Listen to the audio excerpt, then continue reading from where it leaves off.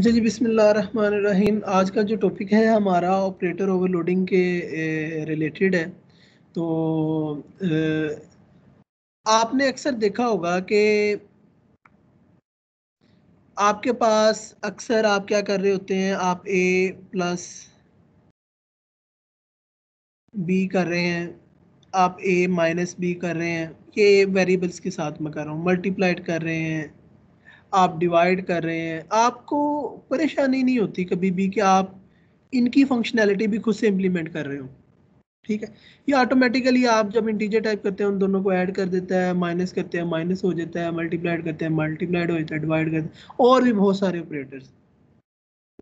तो वो कहता है कि variables for primitive data type can perform a different number of operations, जिसमें मैंने आपको बता दिया कि आप डिफरेंट टाइप्स के ऑपरेशंस कर सकते हैं। फिर उसके बाद आप कंपैरिजंस कर सकते हैं, जैसे ए लेस देन बी है या ए ग्रेटर देन बी है। अब ये सारी चीज़ें जो है आप यू जो है प्रिमिटिव डेटा टाइप, जैसे इंटीजर हो गया, ठीक है, आप फ्लॉट हो गया, डबल हो गया, जो भी आपको बिल्ड इन बनी बनाई मिल रही है उसके अंदर तो कर लेते हैं। मगर जब आपने यूजर डिफाइन अपनी क्लास बनाई ए, और उसका आपने ए का एक ऑब्जेक्ट बनाया ओबीजे, ठीक है, और आपने कहा कि अच्छा मेरा दिल कर रहा है कि एक और ऑब्जेक्ट बनाया ए का ओबीजे 2। अब मेरा दिल कर रहा है मैं ओबीजे 1 और प्लस ओबीजे 2 कर दूं, तो ये तो नहीं होगा, ये आपको एरर दे देगा। आपका दिल कर रहा है मैं minus one OBJ 1 minus OBJ 2 कर दूं, ये भी नहीं होगा।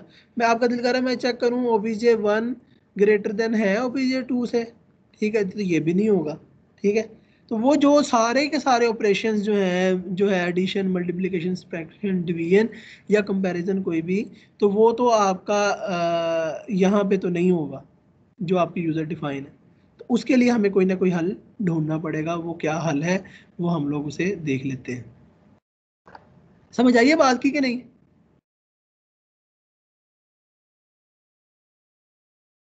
अच्छा, फिर उसके बाद हमारे पास आ जाता है कि वो यही बात बताना चाह रहा है कि जैसे हमारे पास एक क्लास है वेक्टर की, ठीक है, आप उसका एक ऑब्जेक्ट बनाते हैं ए और एक ऑब्जेक्ट बनाते हैं बी।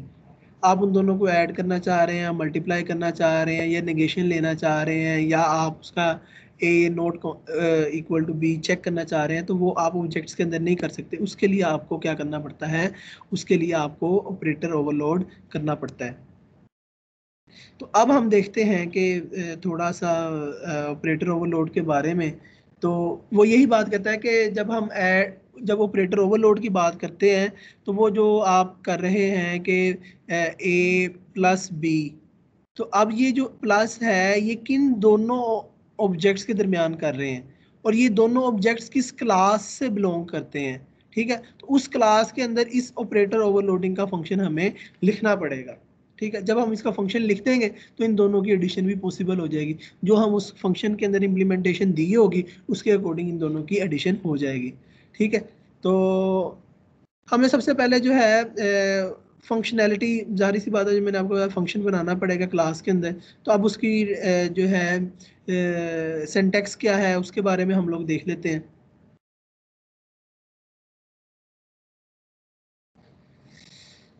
जब भी आपने किसी भी किस्म का ऑपरेटर ओवरलोड करना है, किसी भी किस्म का ऑपरेटर ओवरलोड करना है, तो आपने जो फंक्शन बनाना है आपने लिखना है ऑपरेटर।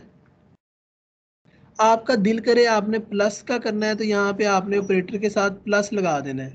आपका दिल करे आपने माइनस का ऑपरेटर ओवरलोड करना है, तो आपने ऑपरेटर के साथ यहाँ पे माइनस लगा देना है, मल्टीप्लाइड लगा देना है, ठीक है, ग्रेटर लगा देना है, लेसर लगा देना है।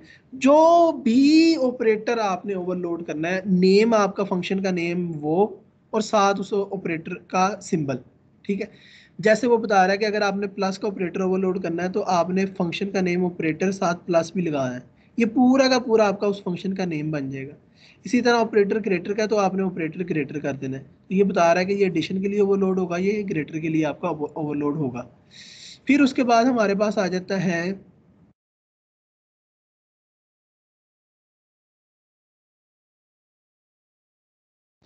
वो कहते हैं कि कोई रॉकेट साइंस नहीं है कि आप समझें कि कोई ऑपरेटर ओवरलोडिंग में कोई बहुत ही बड़ी चीज़ है, ठीक है, कोई चीज़ नहीं है इसमें। सिर्फ आप करते क्या हैं, आपके पास देखें कि आपके पास दो चीज़ें होती हैं। जैसे मैंने कहा कि एक क्लास ए है, उसका एक ऑब्जेक्ट है A1 और दूसरा ऑब्जेक्ट है A2। आप उसे A1 को A2 में ऐड करना चाह रहे हैं। तो एक्चुअली तो हम क्या करना चाह रहे हैं, इस ऑब्जेक्ट के पीछे जो है ये वाली क्लास के अंदर कोई डाटा मेंबर्स होंगे ना, डाटा मेंबर्स। जैसे फॉर एग्जांपल आपका काउंट है इंटीजर टाइप का, आप इन दोनों को ऐड करवा के उसके काउंट को ही ऐड करवा रहे हैं ना एक्चुअली। तो आप क्या करें, आप इसको एज अ फंक्शन भेज दें, ठीक है, किसी एज अ पैरामीटर भेज दें किसी फंक्शन के अंदर, और इसको भी आप बाय डिफ़ॉल्ट यूज़ कर लें उस क्लास के ऑब्जेक्ट के थ्रू, ठीक है। तो आपका जो एडिशन वाला काम है वो हो सकता है। जैसे फॉर एग्जांपल मैं कहता हूँ ऑपरेटर ओवरलोड नहीं करना, तो आप अपनी क्लास के अंदर ऐड का फंक्शन बना लें, ओबीजे डॉट ऐड करें, और उसकी जो रिसीविंग पैरामीटर है वो उसी क्लास का ऑब्जेक्ट हो। तो अब आप जब आपके पास रिसीविंग एंड पे ओबीजे 1 है, ठीक है, तो आप ओबीजे 1 करके उसके कोई भी कंटेंट को एक्सेस कर सकते हैं। जैसे काउंट को एक्सेस करना है या और कोई डाटा मेंबर है उसको, तो आप उसको एक्सेस करके उसको प्लस करवा दें इस जो करंट ऑब्जेक्ट के फंक्शन के अंदर। इसमें तो कोई कंफ्यूजन नहीं है किसी को।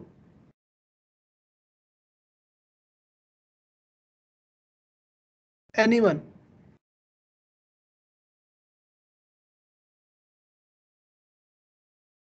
सर इस आवाज आ रही लाइन की है? समझ नहीं आई।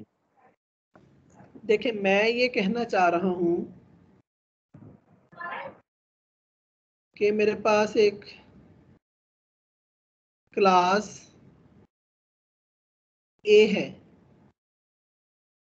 पब्लिक इंट ए है।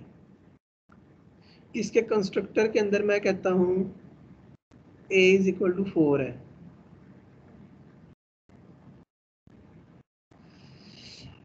अब मैं ये कहता हूं कि जब भी क्लास ए है उसका मैं ऑब्जेक्ट बनाता हूं, मैं कहता हूं कि यार आप दो ए क्लास के ऑब्जेक्ट्स को ऐड कर दें। ओबीजे, मैं एक ओबीजे ओ वन बना रहा हूँ, एक ओबीजे बना रहा हूँ, वन बना, आप ओबीजे प्लस ओबीजे 1 करवा दें। अब आप देखें कि ये जो एक्चुअली तो ये जो ऑब्जेक्ट है ये एक्चुअली तो उसके एड्रेस है, उसके जो रिस्पेक्टिव डाटा मेंबर हैं हम डॉट लगा के एक्सेस कर रहे हैं, उसके रिस्पेक्टिव फंक्शन डॉट लगा के एक्सेस कर रहे हैं। इसका मतलब है जब एडिशन का ये मतलब है कि अगर मैंने यहाँ पे ए बनाया है तो इन दोनों के ए आपस में जमा होके किसी तीसरे ऑब्जेक्ट 3 के अंदर रखवाए जाए। तो अब उसका तरीका ये था कि जैसे ओबीजे है ये ए का बना है, तो मैं यहाँ पे एक फंक्शन बना लूँ ऐड का, void ऐड। अब उसमें पैरामीटर कौन से लूं, ए क्लास का ही ऑब्जेक्ट ले लूं। और इसकी इम्प्लीमेंटेशन मैं किस तरह करूंगा कि ये जो ओबीजे डॉट ए है और ये जो करंट ए है ये किसी तीसरे वेरिएबल, जैसे मैं सी कह लेता हूँ, उसके अंदर रखवा देता हूँ इन टाइप के, और इस सी को मैं यहाँ से रिटर्न करवा देता हूँ वापस से। फॉर एग्जाम्पल मैं ये वाली जो चीज़ है, ओहो पूरा का पूरा ही खत्म हो गया, वो जो असाइनमेंट के लेफ्ट साइड पे है उसमें रखवा देता हूँ, ठीक है। तो आप ये देखें कि वो वाली जो फंक्शनैलिटी है आप बिल्ड इन जो फंक्शन है वो बना के भी यूज कर सकते थे। क्लियर है कि नहीं? अब सर यहाँ पे एक क्वेश्चन है कि रिटर्न सी करवा रहे हैं, यानी कि वेरिएबल स्टोर हाँ ऑब्जेक्ट जी, में करवा रहे हैं, तो फिर नहीं वो क्या नहीं, होगा? मैंने यही बात बताई कि मैं जो इक्वल टू है ना यहाँ पे मैं इन टाइप का ही रखूंगा ए। अगर आप कह रहे हैं कि ऑब्जेक्ट ही रिटर्न करवाना है, वो जो फंक्शन था ना, अब जैसे उसका ओबीजे डॉट ए था और जो करंट ए था, इसको रखवाना पड़ेगा एक टेम्प ए, एक क्लास ए थी ना ऊपर, उसको टेम्प टाइप का पहले एक ऑब्जेक्ट क्रिएट करना पड़ेगा, और टेम्प डॉट ए करवा के उसकी वैल्यू सेट करवानी पड़ेगी। जब वो सेट हो जाएगी फिर रिटर्न टेम्प करवाना पड़ेगा। ये जो टेम्प है वो यहाँ पे इस ऑब्जेक्ट के अंदर जाएगा। अगर आप रिटर्न वो जो वेरिएबल था तो यहाँ पे रिसीविंग एंड पे भी वेरिएबल ही होगा उस टाइप का। ओके सर, अब समझ आ गया। ठीक मेरा चार्जर उन्हें कहिएगा कि जो है ना लैपटॉप का ला दे। अच्छा ये वाली चीज़ समझ आ गई है। तो इस तरह कर रहे होते हैं। अच्छा आगे चलते हैं जी।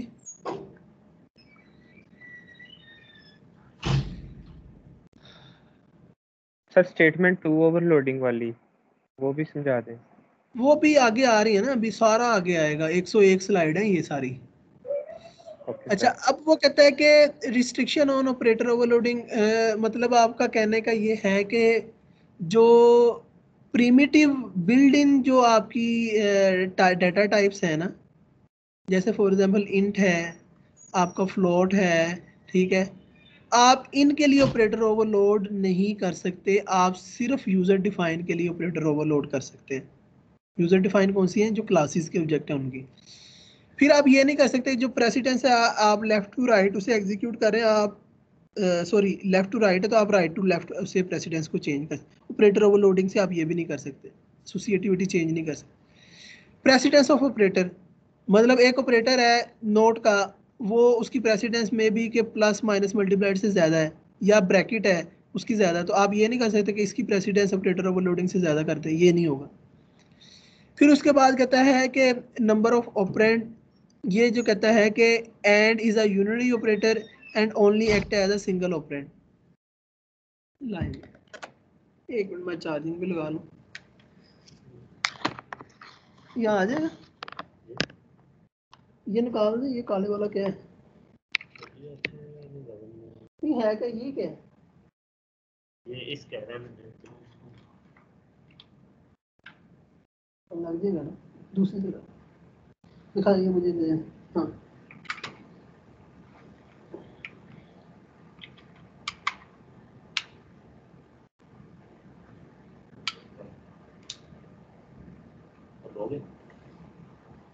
हो गया।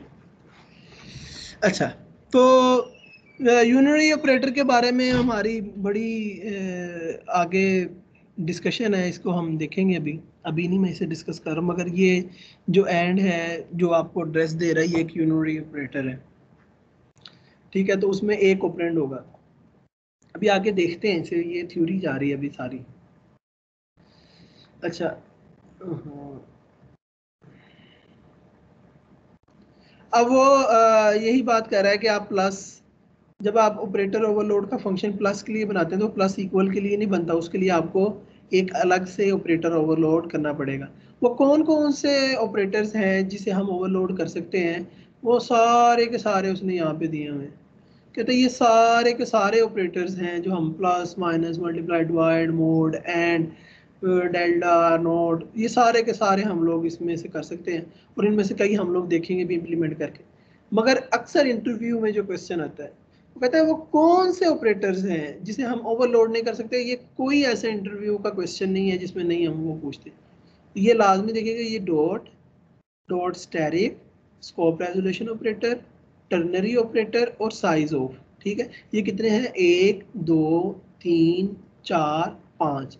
ये 5 तरह के ऑपरेटर ऐसे हैं जिसे हम ओवरलोड नहीं कर सकते, ठीक है। और ये इंटरव्यू में आप जब भी चले जाएं, जहां मर्जी चले जाएं, आपसे ये लाजमी सवाल पूछेंगे।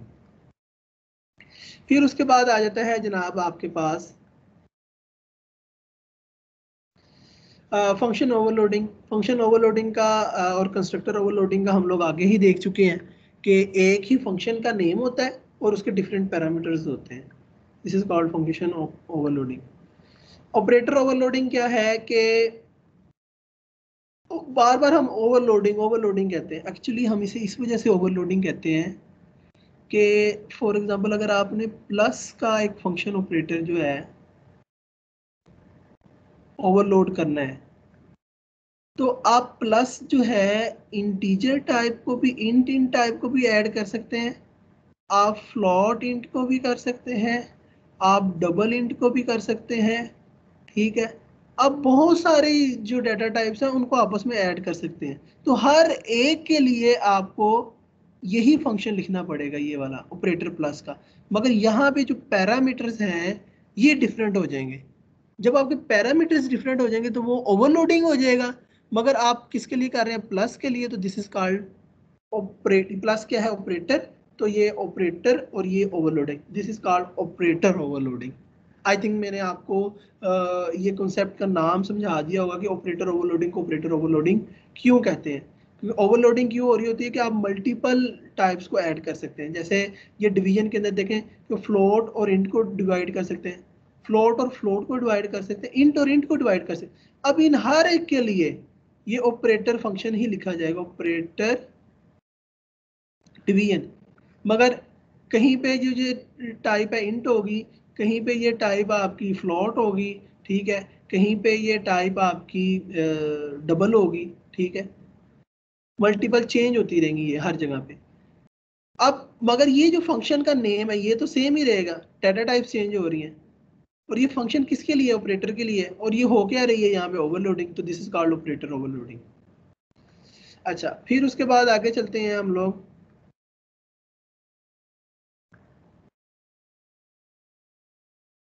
ये वही बात है जो मैंने आपको समझा दी है। अब वो जो आप बच्चे कह रहा था कि जी सर हमें सिंटैक्स भी समझा दें। सिंटैक्स में बहुत सिंपल है, इसे अगर एक दफ़ा आप समझ ले तो आपके लिए आसानी है। क्लास के अंदर एक्चुअली ये ऑपरेटर ओवरलोडिंग हो रही होती है, ये भी याद रखिएगा। आपका जो फंक्शन का नेम है वो हमेशा ऐसे ही होगा, और ये वाला जो सिंबल है ना, ये प्लस वाला, जो ऑपरेटर आपने ओवरलोड करना, ऑपरेटर होता है क्या, plus minus multiply divide comparison operator, वो सारे वो ऑपरेटर ही है ना।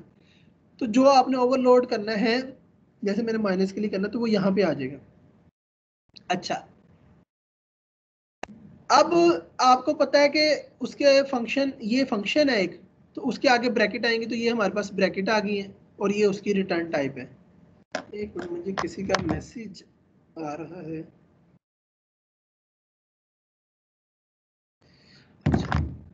तो आप ये देखें कि यहाँ तक हम लोगों ने देख लिया कि उसका नेम किस तरह रखते हैं। अच्छा, अब आपको पता है कि आपकी ज़रूरत के मुताबिक जब आप बी प्लस सी कर रहे हैं, ये समझें कि यूजर डिफाइंड डाटा टाइप है बी और सी, बी एक ऑब्जेक्ट है, सी एक ऑब्जेक्ट है। बी तो एक्चुअली अपने इस फंक्शन को कॉल कर लेगा, मगर जो सी है ये एज अ पैरामीटर यहाँ पे फंक्शन के अंदर जाएगा। इस बात की समझ आई है कि नहीं? जो ऑपरेटर है उसके जो राइट साइड वाला है वो हमेशा फंक्शन के अंदर एज आ आर्गुमेंट कह लें, ठीक है, एज अ पैरामीटर कह लें, वो पास होगा। और ये वाला जो ऑब्जेक्ट होगा लेफ्ट साइड पे, ये वाला, ये इस फंक्शन को कॉल कर रहा होगा, ठीक है। और रिटर्न टाइप वही आपकी डिपेंड करता है इम्प्लीमेंटेशन पे, ये इंटीजर टाइप भी हो सकती है, और कोई प्रिमिटिव डाटा टाइप भी हो सकती है, या यूजर डिफाइंड भी हो सकती है, ये आपकी इम्प्लीमेंटेशन पे डिपेंड। अच्छा, ये तो हो गया आपका एक वो कि जी फंक्शन का नेम किस तरह रखना है, उसकी टाइप और रिटर्न टाइप किस तरह की होनी है। अच्छा, अब आप यहाँ पे देखें कि इन्होंने क्या किया, इन्होंने डाटा टाइप उन्होंने बताया ऑपरेटर प्लस के लिए, और ये डाटा टाइप यहाँ पे आनी है। तो अब क्लास वेक्टर के अंदर मैंने प्लस का ऑपरेटर ओवरलोड करना है, तो मैंने ये नेम सारा का सारा एज इट इज यहाँ पे आ गया, ऑपरेटर प्लस। अब उसने कहा है कि ऑब्जेक्ट के अंदर जो ऐड होगा ना, यहाँ पे देखें ये इंट ए है और इंट बी है, ये एक वेक्टर का एक ऑब्जेक्ट है। ऑब्जेक्ट के अंदर ऐड क्या हो रहा है, इंटीजर हो रहा है।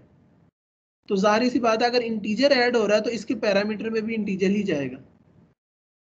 अब ऑब्जेक्ट में इंटीजर ऐड होके रिटर्न किस में करवा रहे हैं, ए एक इंटीजर के अंदर, तो इट मींस कि इसकी रिटर्न टाइप भी इंटीजर ही होगी, तो जो यहाँ पे आ रही है ये आपकी वैरी करती है। अगर यहाँ पे देखें, अगर आप ऑब्जेक्ट के अंदर प्लस एक दूसरा ऑब्जेक्ट कर रहे होते ओबीजे 1, तो यहाँ पे अब जो फंक्शन के अंदर पैरामीटर पास होना था इस ऑब्जेक्ट टाइप का होना था। अब अगर ये दोनों को ऐड करके आप एक और ऑब्जेक्ट रिटर्न करते तो यहाँ पे जो रिटर्न टाइप थी उस ऑब्जेक्ट टाइप की होनी थी। आगे देखते हैं फर्दर और एग्जांपल्स के साथ जो है हमारे क्लियर हो जाएंगी चीजें।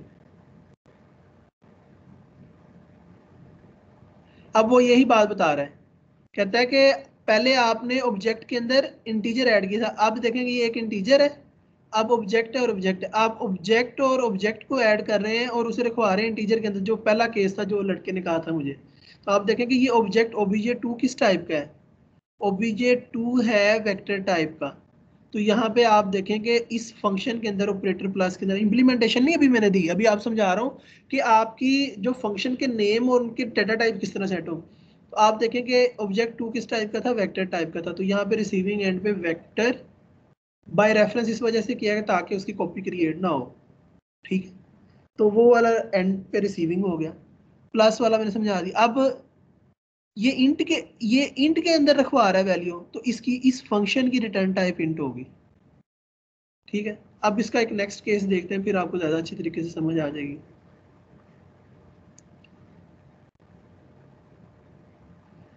अब मैं ये चाह रहा हूं कि ऑब्जेक्ट और इंट ऐड हो और उसे रखवाएं ऑब्जेक्ट के अंदर।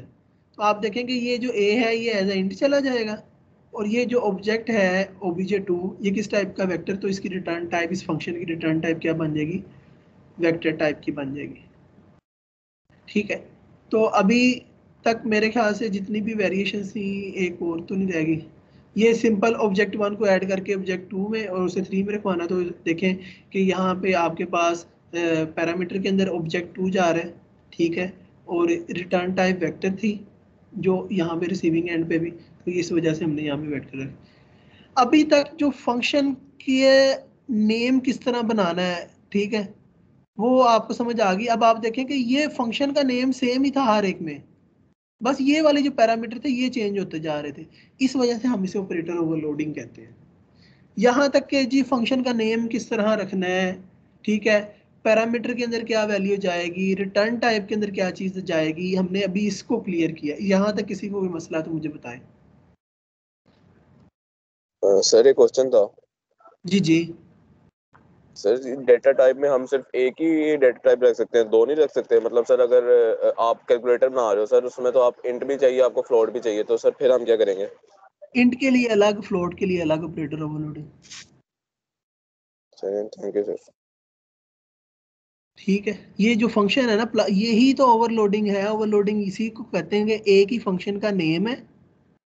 अब यहाँ पे जो आप इंट की बात कर रहे हैं वो इंट के लिए एक अलग से फंक्शन बनेगा, फ्लोट के लिए एक अलग से बनेगा, डबल के लिए एक अलग से बनेगा।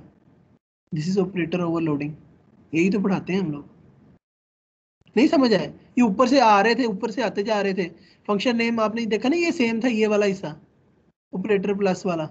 कभी ये चेंज करते थे रिटर्न टाइप और कभी हम पैरामीटर चेंज करते थे। Got it? Yes sir. अच्छा, फिर उसके बाद आ जाता है हमारे पास कि वो ये वही बात, अब आपकी बात आ गई कि जब आपने इंटीजर के लिए करना है तो आपको इंटीजर के लिहाज से ऑपरेटर ओवरलोडिंग करनी पड़ेगी। अगर आपने फ्लोट के लिए ऑपरेटर करना है तो फ्लोट के लिए अलग से फंक्शन बनाना पड़ेगा। अच्छा, फिर अब हम देखते हैं कि असाइनमेंट। अच्छा, बाइनरी ऑपरेटर और यूनरी ऑपरेटर के बारे में किसी को फर्क पता है? बाइनरी पर बाइनरी ऑपरेटर, 2 ऑपरेंड लेता है, यूनिटी 1 ऑपरेंड लेता है। शाबाश, बिल्कुल। बाइनरी ऑपरेटर क्या होता है, जिसके लेफ्ट साइड पे भी कोई ना कोई चीज़ हो, राइट साइड पे भी हो। जैसे फॉर एग्जांपल अगर असाइनमेंट ऑपरेटर है, ठीक है, आप ए की वैल्यू बी की वैल्यू फॉर एग्जांपल ए में असाइन कर रहे हैं, तो इसके लिए दो ऑपरेंड्स चाहिए। दिस इज कॉल्ड ऑपरेंड्स, जो ए और बी हैं, और ये दरमियान में क्या है, ऑपरेटर है। ये ऑपरेटर है और ए और बी क्या है, ऑपरेंड्स। अच्छा, ए और बी जब आपके पास ऑपरेंड्स हैं, ठीक है, तो अब अच्छा ये वाले, ये जहां पे आपके दो ऑपरेंड्स हैं वो आपका कहलाएंगे बाइनरी ऑपरेटर्स, और जहाँ पे आपका एक ऑपरेंड है जैसे ए प्लस प्लस या प्लस प्लस ए, ठीक है, या नोट ए, या इस तरह के जो भी आते हैं, ये आप देखें कि ए को सिर्फ प्लस प्लस के लिए ये वाला, अब ये प्लस ऑपरेटर ये है प्लस प्लस, इसको सिर्फ एक वेरिएबल ही चाहिए जो ए है, तो this is called unary operators.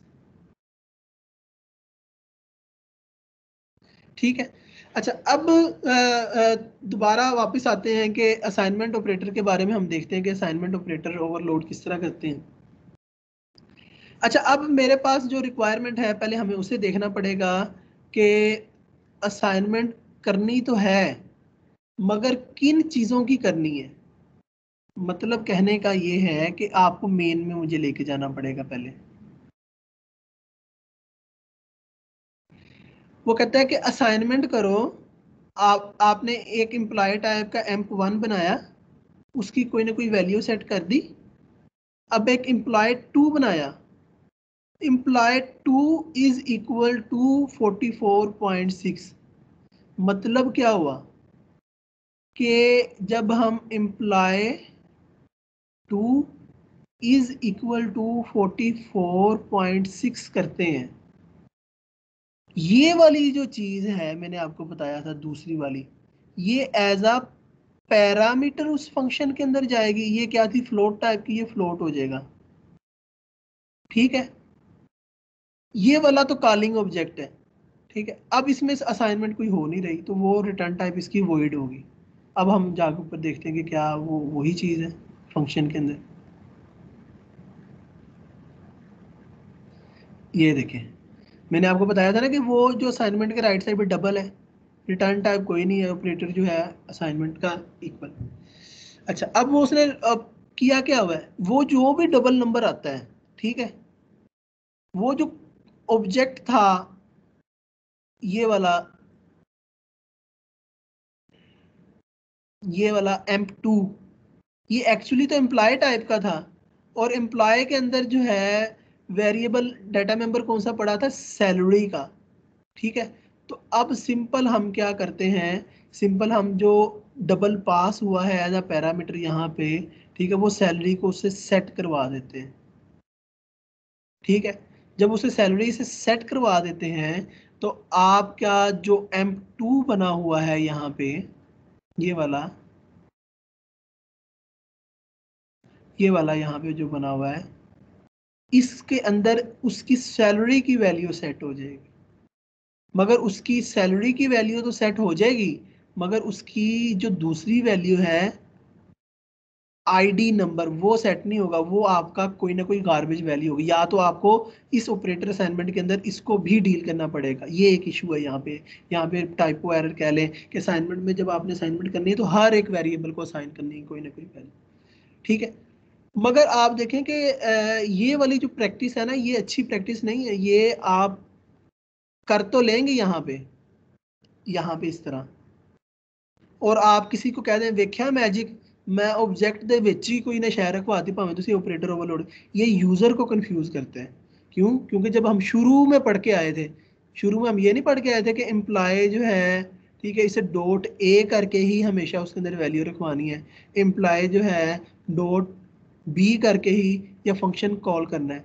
ठीक है, तो वो जो चीज़ है वो यहाँ पे कंफ्यूजिंग हो जाती है। तो फिर इसके लिए आपको हमेशा याद रखना पड़ेगा, अगर कहीं पे इस तरह का सिनेरियो है तो यहाँ पे हमारे लिए ऑपरेटर ओवरलोडिंग हुई है। कलर नहीं पसंद आ रहे, बड़े डिम डिम हो गए।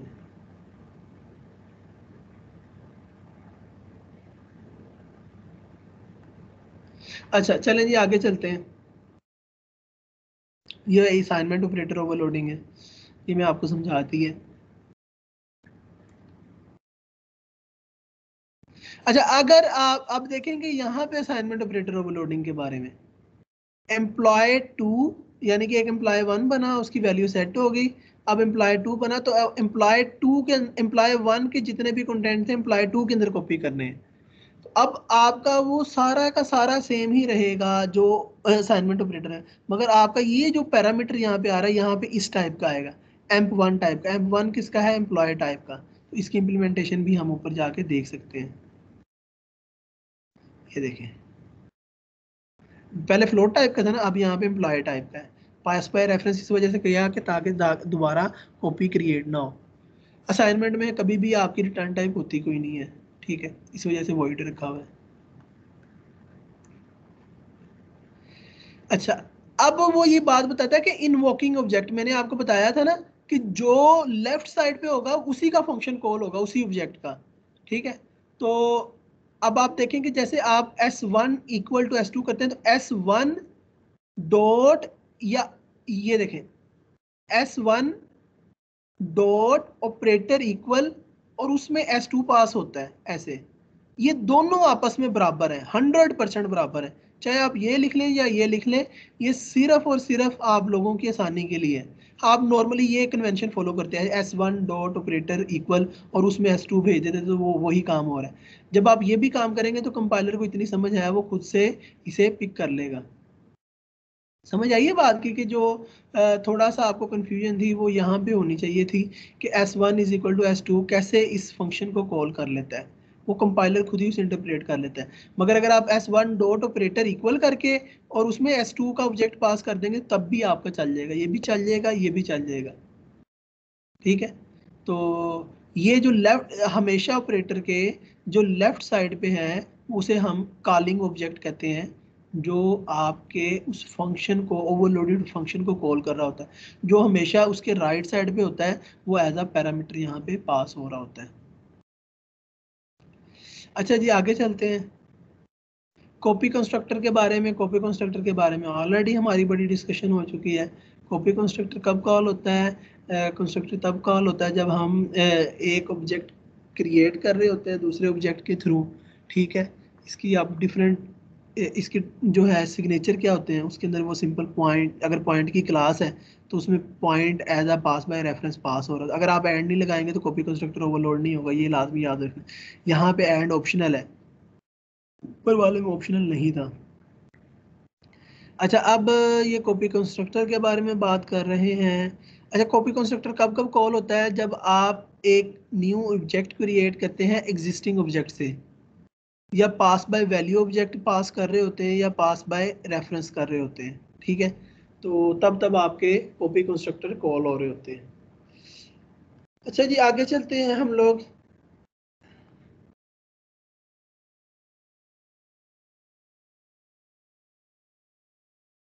अच्छा, मुझे ये बात बताएं कि कोई मुझे बता सकता है कि कब कॉपी कंस्ट्रक्टर कॉल होगा, कब असाइनमेंट? अभी असाइनमेंट ऑपरेटर ओवरलोड पढ़ के आ चुके हैं ना, मुझे कोई बता दे कि कब हमारा किस सिनेरियो के अंदर कॉपी कंस्ट्रक्टर कॉल होगा और कब हमारा ऑपरेटर ओवरलोडिंग कॉल, असाइनमेंट की ऑपरेटर ओवरलोडिंग कॉल होती है।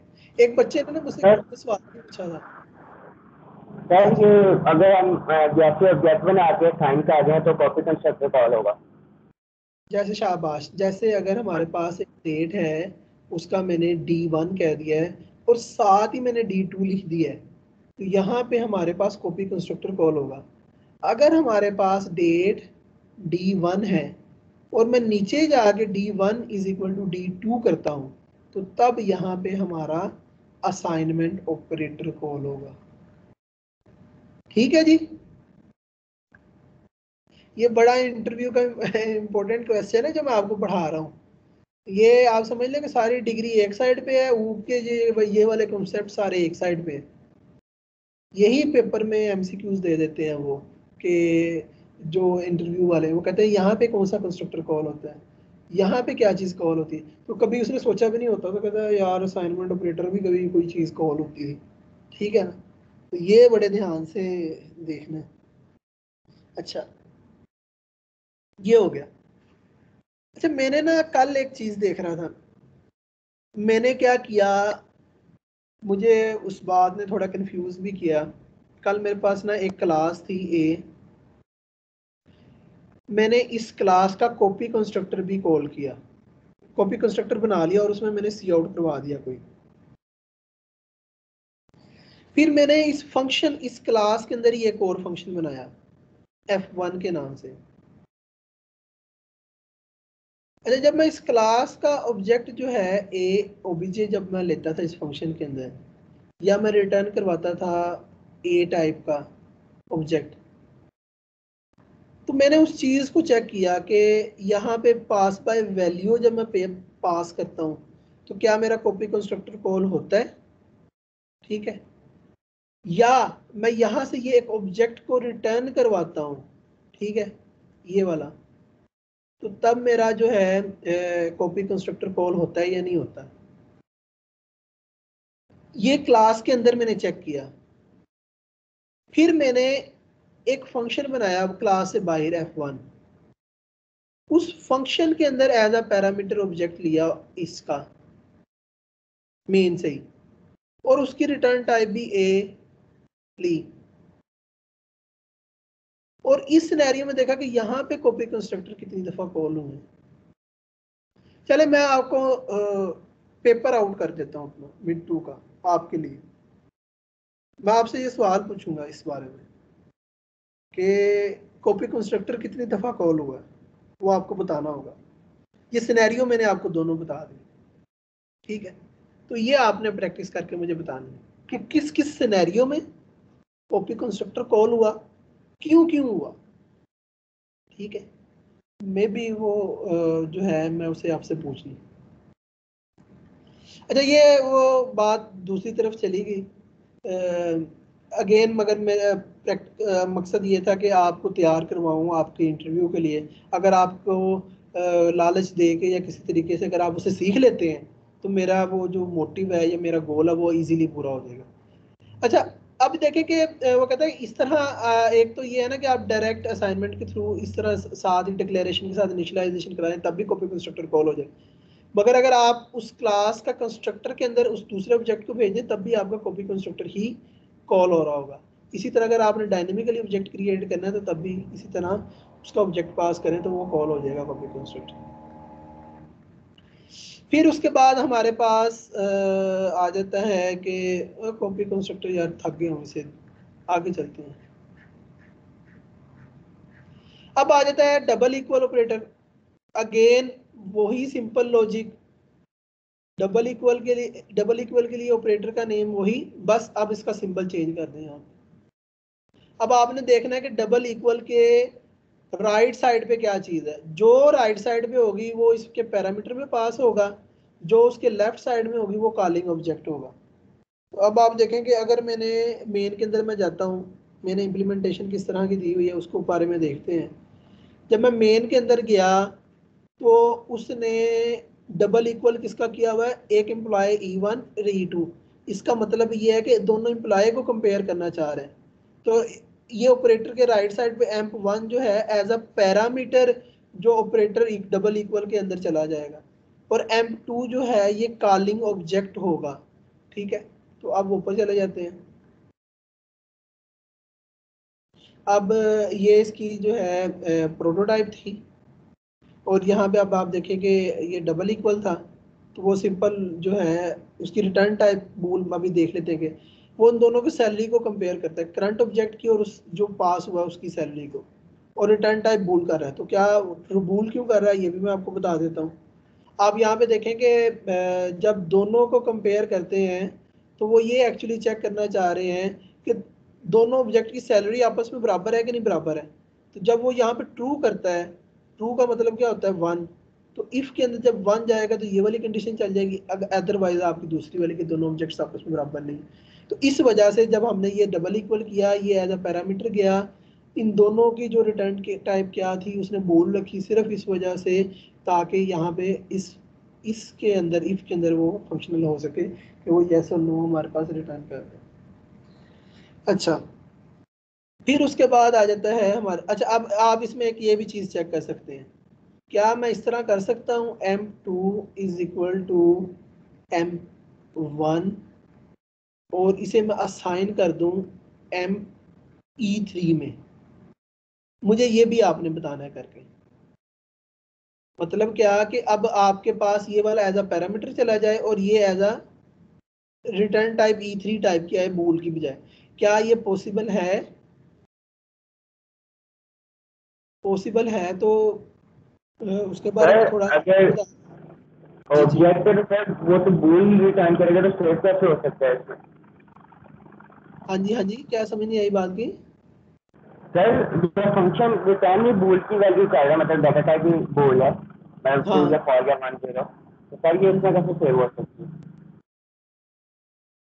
सेव कैसे हो सकती है?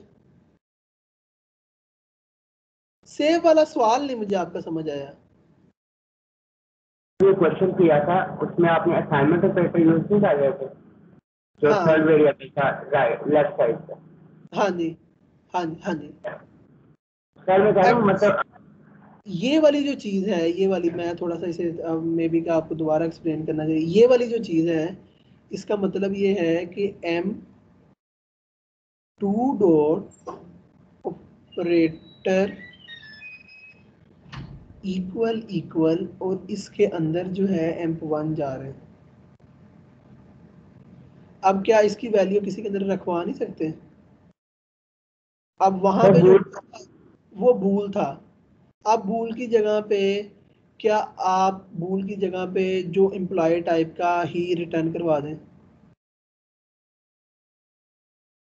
तो अब यहाँ पे रिसीविंग एंड पे जब मैं असाइनमेंट करता हूँ इक्वल टू, क्या मुझे यहाँ पे आना नहीं चाहिए? ये चीज क्या सर इफ क्या? के अंदर तो नहीं ना होगी फिर? हाँ जी। ये चीज फिर हम इफ के अंदर तो नहीं ना करेंगे अगर return type if object if होगी? हाँ नहीं, इफ के अंदर नहीं करेंगे, इफ के अंदर डेफिनेटली इफ के अंदर नहीं करेंगे। मगर अगर इफ के अंदर कर भी देते हैं, अगर आप इफ के अंदर कर भी देते हैं तब एरर नहीं आएगा, लेकिन क्योंकि फिर आपका चलेगा जो क्या? एक्सप्रेशन है वो एग्जीक्यूट होगी सक्सेसफुली। ठीक है, तो वो जैसे मैंने फिर आपको वन बताया बन था कि जाएगा? इफ के, हाँ जैसे मैंने आपको एक दफा समझाया था कि इफ के अंदर अगर आप सी आउट करते हैं 4 तो ये भी चलेगा। अक्सर इंटरव्यू में ओके सवाल क्या सर। आता है कि सेमी कोलन के बगैर प्रिंट करा के दिखाओ तो मान लो, मैं इधर आते मैं सीधा करा, इफ के अंदर जाके सी आउट लिखवा दो, C++ के अंदर सेमी कोलन के बगैर ही प्रिंट हो गया। नहीं समझे? समझ गए सर, समझ गए। ये यार ये छोटी छोटी चीजें हैं जो आपको आराम से इंटरव्यू के पैनल में सुरखरू कर सकती हैं अगर आप इसे अच्छी तरीके से कर लें। इवन तो मैंने इसी वजह से प्लेलिस्ट में ऐड किया कि कल को अगर आपको ज़रूरत पेश आती है, आप इंटरव्यू में जाते हैं, तो मस्ट मस्ट आप ये वाली प्लेलिस्ट लाजमी सुन के जाएं, जिससे आपको बहुत फ़ायदा होगा। अच्छा, अब कंपैरिजन करना चाह रहे हैं हम लोग, बड़ा है या छोटा है, तो सिंपल वही उसके राइट साइड पे एम्प्लॉय टाइप का ऑब्जेक्ट होगा, रिटर्न में भूल है क्योंकि इफ में है, ठीक है, तो वो वही चीज़ यहाँ पे भी चल रही होगी। आगे चलते हैं जी जनाब। अच्छा यहाँ पे आ जाते हैं थोड़ा सा, सबस्क्रिप्ट ऑपरेटर, ये वाला। अच्छा, ये ऑपरेटर ओवरलोड इस वजह से किया है कि आपकी एक क्लास है स्टूडेंट, और उसके अंदर जो है जीपीए की एक अरे पड़ी हुई है। अच्छा, नॉर्मली आप जब स्टूडेंट का ऑब्जेक्ट बनाते थे ओबीजे डॉट जीपीए, और उसके अंदर आप इस तरह कर रहे होते, 0 दे देते थे, 1 दे देते थे, 2 दे देते थे, 3 4 5 6 7 तक कोई भी आप नंबर दे सकते, इस तरह एक्सेस कर रहे थे, ऐसे ही है ना? अब मैंने ये डॉट नहीं लगाना, मैंने सिर्फ ये करना है ओबीजे सबस्क्रिप्ट 0। तो अब इसका यही मतलब हुआ कि जो ये वाला जो है ओबीजे, ये वाली जो चीज़ है, ये कहीं ना कहीं ओवरलोड हुआ है, क्योंकि यूजर डिफाइन के अंदर तो इस तरह कोई चीज़ नहीं है। अच्छा, जब ये ओवरलोड हुआ है तो ये वाली जो चीज़ है इस फंक्शन के अंदर, जो ये इंडेक्स है, ये आप देखें कि यहाँ पे एज अ पैरामीटर जाएगा इंडेक्स, ठीक है।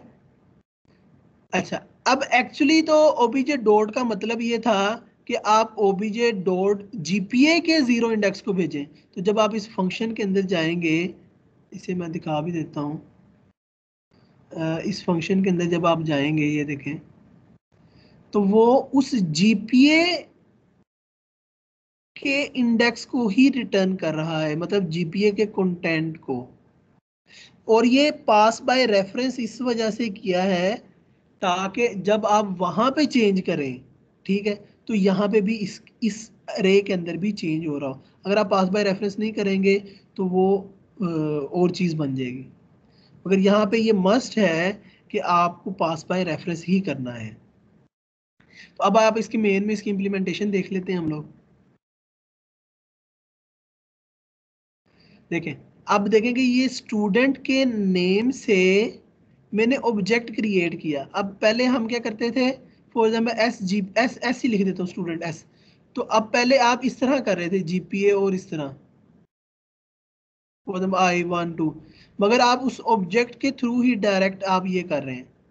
तो जब ये इस तरह का सिनेरियो, तो ये सबस्क्रिप्ट ऑपरेटर ओवरलोड हुआ। जब ये ओवरलोड हुआ तो इसने क्या किया कि वो वाला जो रेफरेंस का एड्रेस था वो आपको दिया और उसमें आपने ये वैल्यू असाइन कर दी। ठीक है, तो ये आपका जो है सबस्क्रिप्ट ऑपरेटर हो गया। फिर उसके बाद अगर आपका राइट साइड पे है तो वो जब आपको पता है कि राइट साइड वाला वैल्यू दे रहा तो वो उसकी रिस्पेक्टिव वैल्यू उठा के उसके अंदर रखवा देगा। ये आप देख लीजिएगा। अच्छा, अब आ जाते हैं ये आपके जो हैं बाइनरी ऑपरेटर्स हो गए। अब आपका आ जाता है कि यूनरी ऑपरेटर्स के बारे में। मैंने आपको बताया कि यूनरी ऑपरेटर्स आपके जो हैं जिसका एक ऑपरेंड चाहिए होता है, जैसे प्लस प्लस करें ए तो सिर्फ उसे ए ही चाहिए, उसे माइनस माइनस ए करें उसे ए ही चाहिए। अब प्रीफिक्स के लिए अलग से होते हैं ऑपरेटर ओवरलोडिंग, और पोस्ट फिक्स के लिए अलग से हो रही होती हैं ऑपरेटर ओवरलोडिंग। तो अब उसे हम देख लेते हैं कि वो किस तरह हो रही होती है यहाँ पे। अच्छा, अब आप देखें कि जब आप प्लस प्लस करते हैं किसी भी वेरिएबल को, ठीक है, तो आप क्या कर रहे हैं, इसी के कंटेंट के अंदर एक प्लस करवाते हैं और एक्चुअली उसके अंदर रखवा भी रहे होते हैं। ऐसे ही है ना? अगर मैं आपको ये जे अभी असाइन नहीं करता, ये भूल लें, अभी सिर्फ ये सिनेरियो है, तो आप ये देखेंगे मैं इसका जब ऑपरेटर ओवरलोड करता हूँ प्लस प्लस का, तो मैं पास बाय रेफरेंस ले रहा हूँ एन को, ताकि जो चीज़ मैं यहाँ पे चेंज करूँ एन के थ्रू वो आई के अंदर भी चेंज हो जाए, तो वो प्लस प्लस हो जाएगा और साथ ही उसी का एड्रेस भी रिटर्न हो जाए, ये वाले बाय ये वाला। तो वहाँ पे उसका वो रिस्पेक्टिव एड्रेस रिटर्न हो गया अपडेटेड वैल्यू के साथ, और वो उसके अंदर जे के अंदर असाइन हो जाएगा। तो अब सिंटैक्स के बारे में देख लेते हैं। सिंटैक्स के बारे में सिंपल रूल है, ऑपरेटर किसका ओवरलोड करना है, प्लस प्लस का, वो लिख दिया आपने। ये आई किसकी जो डाटा टाइप है वो यहाँ पे आपने जो क्या कहते हैं, अगर इंटीजर टाइप है इंटीजर लिख देंगे, फ्लोट है फ्लोट वो, और उसे पास बाय रेफरेंस। जो ऑपरेटर वन सिंगल ऐड करना है वो कर लिया आपने, और रिटर्न जो है पास बाय रेफरेंस कर दिया। ठीक है, ताकि हमारे पास कॉपीज क्रिएट ना हो रही है। अच्छा, इसका भी कोड देखते हैं आगे, फिर ज़्यादा आसानी से समझ आ जाएगा। आसान सा कोड कोई देखते हैं।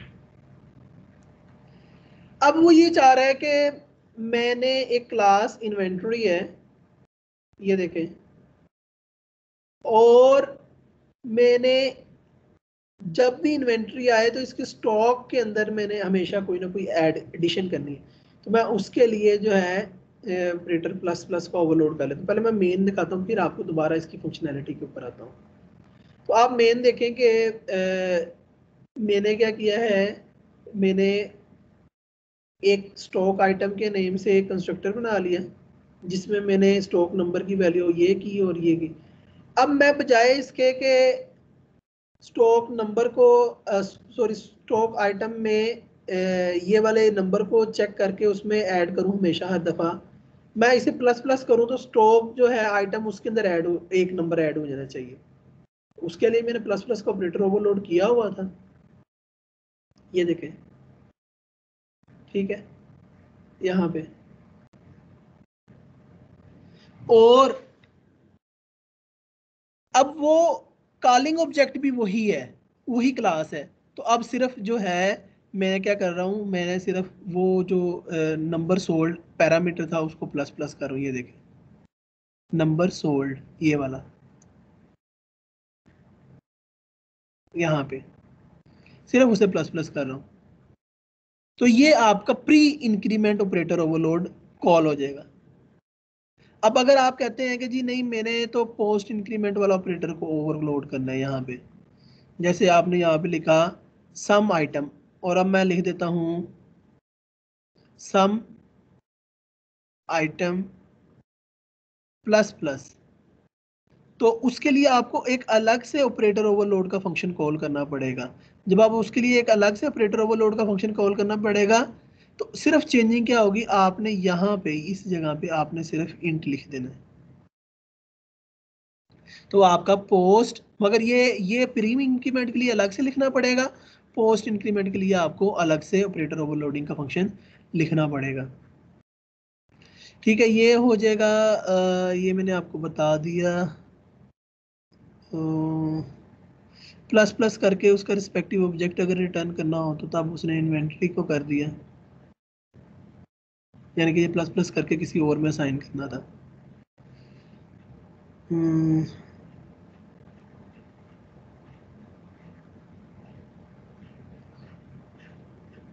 पोस्ट फिक्स के लिए मैंने आपको बता दिया कि यहाँ पे इंटीजर ऐड करना है। अगर फर्दर आपने डिटेल में देखना है तो वो मैंने आपको वीडियो में भी दिया हुआ है।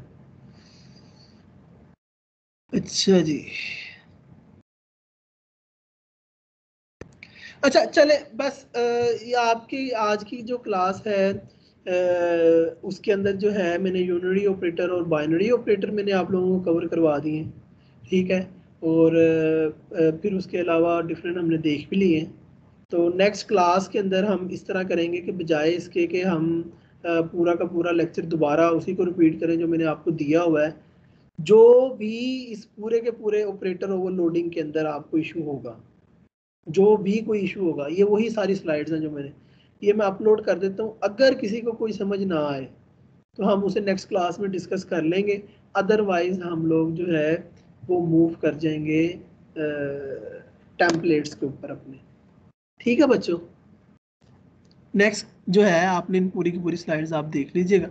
अगर ना समझ आए तो मैं रेडी हूँ, मैं उसे दोबारा एक्सप्लेन करने में भी, मगर मुझे लगता है कि मैं दोबारा डुप्लीकेशन कर रहा हूँ, रिडंडेंसी हो रही है यहाँ पे। ठीक है जी, सर फिर असाइनमेंट हम प्लेलिस्ट देख के कर लें टेम्पलेट्स?